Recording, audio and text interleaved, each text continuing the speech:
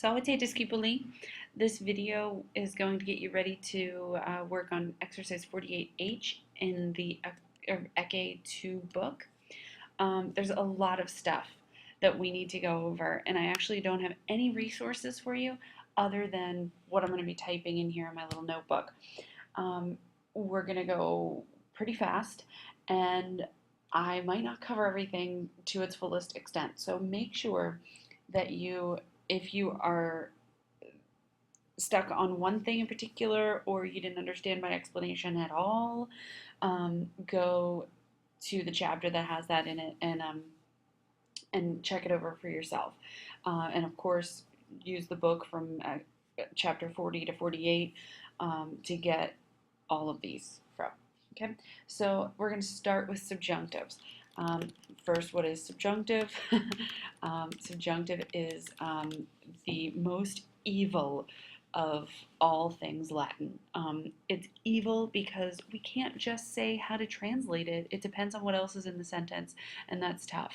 But subjunctives, they are verb forms that are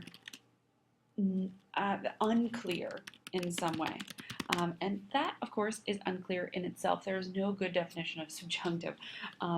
It is potential, there's, let's say, futuristic potential is its main niche. I don't know.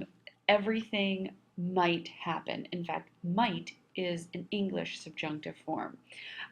Other English subjunctive forms are could, should, would, may, even things as simple, seemingly simple, as let's go get a drink.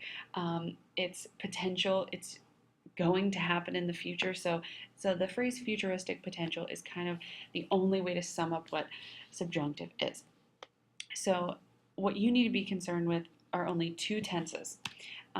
So imperfect subjunctive. I think this is one of the easiest ones to pick out. The form is just going to be the infinitive, the active infinitive, so the second principal part, plus an ending, a personal ending. And that means OST, mus, tis, not mud. Tried to autocorrect there. And like I said, there's no translation. However, just like any other imperfect verb, this will include was or were at some point. Okay? Or even just an ed, but I never like to say the ed. Was or were is my favorite. Let's do also the pluperfect subjunctive. Now, these are the only two subjunctive tenses we're going to get. And the reason the book gives these two first is because they're easy to pick out. So to form this, you're going to go to the third principal part. And I always call principal parts PPs because I don't like to type all that crap. Oh, no, sorry.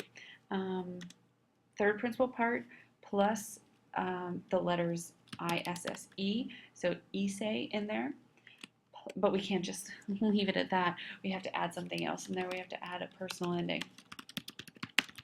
Just like the last one, I'm not going to type all those again.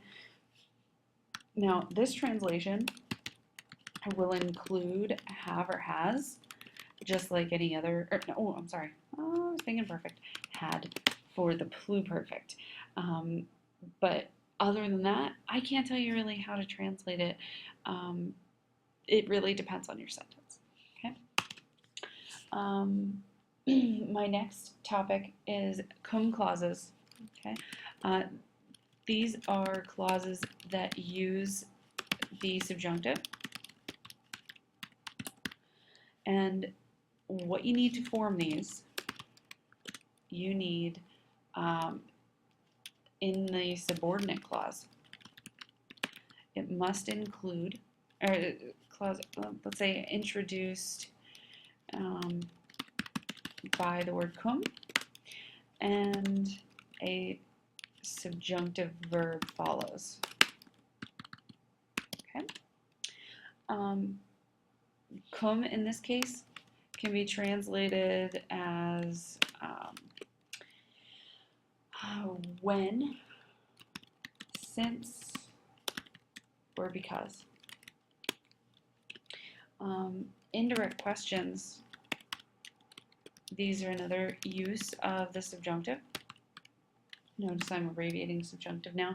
To form these, you need some more stuff. You need three things. You need an asking verb in the indicative. Indicative is the opposite of subjunctive. It's the regular verbs that you've always dealt with. So just a normal verb, no subjunctive in the main clause. In main clause. Then you need some sort of interrogative or question word in English that's like who, what, where, when, things like that. Asking words. Not asking verbs, asking words. Very different. Seems weird. And the last thing you need is a subjunctive verb.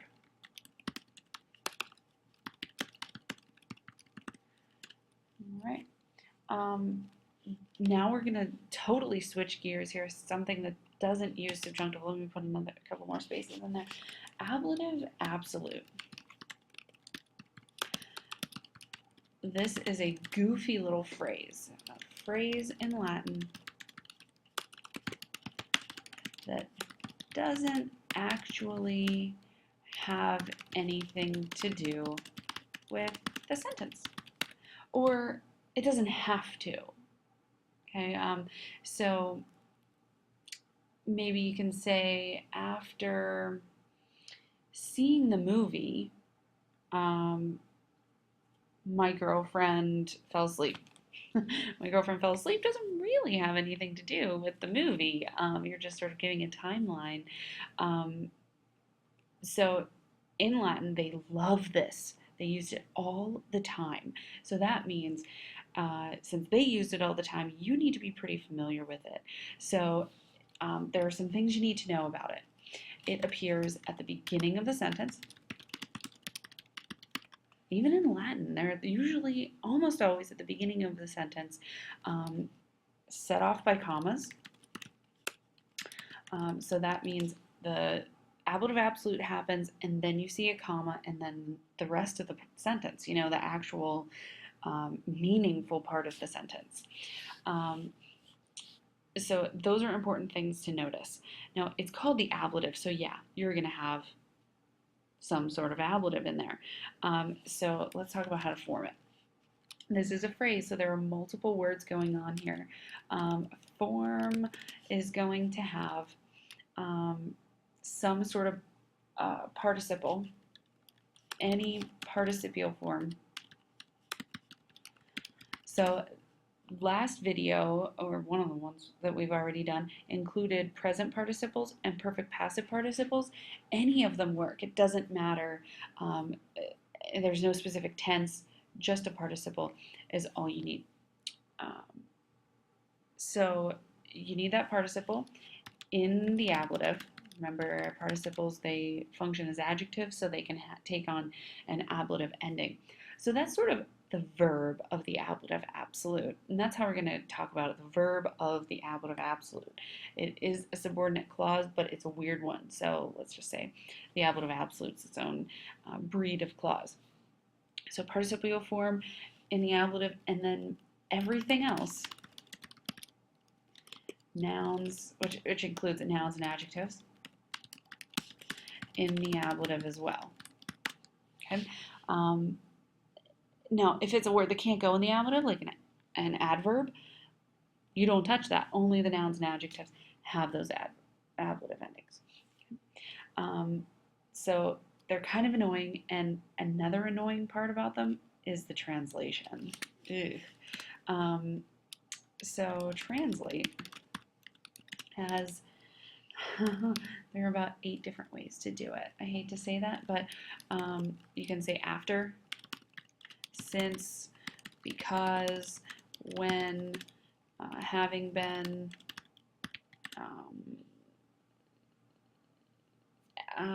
although even works. There's so many ways to do it. The list goes on. Okay. Now, next topic is sort of ties into that.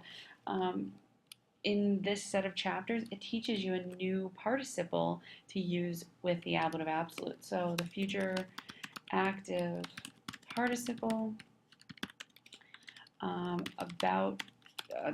translation will be about to be whatevered.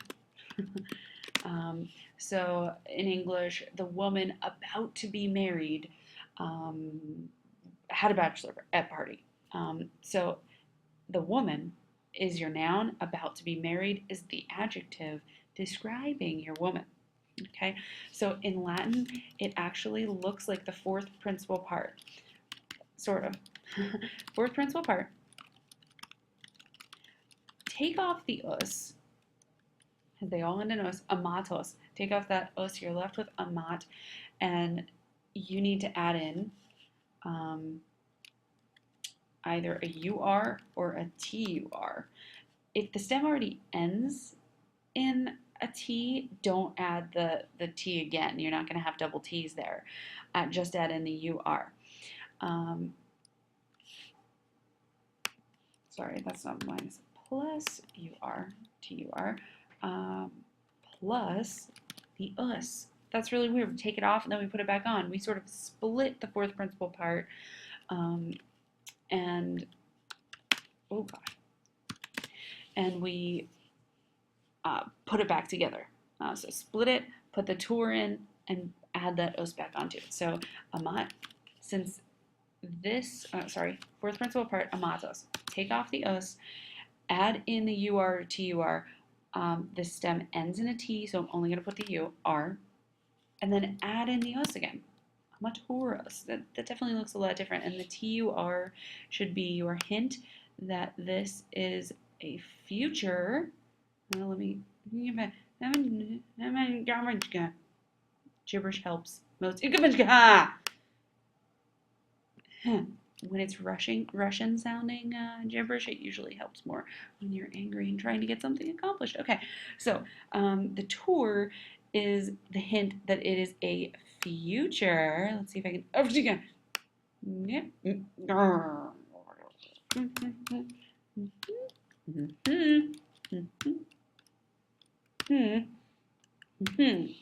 Okay, I got it. The TUR tells you that it's a future active participle.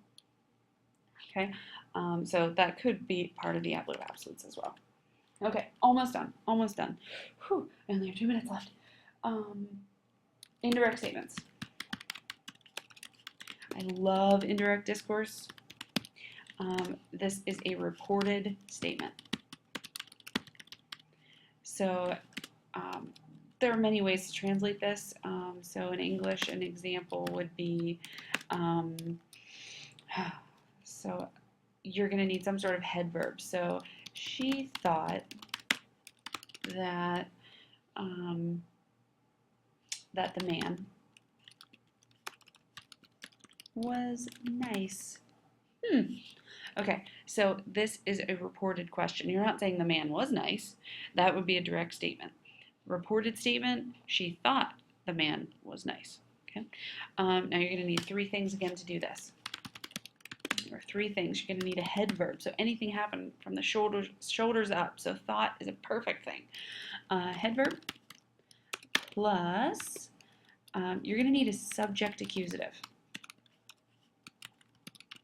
Subject accusative is a noun that looks like it looks accusative, but it's actually the subject. Plus, you will need an infinitive after it. Okay. So make sure you're looking for that. And I have no direction for you now. Well, okay, I have direction. Let's tell me give me one location in ancient Rome that you think sums up the Roman Empire. One location in the Roman Empire that sums up the Roman Empire. Be able to tell me why if I ask. Straw out.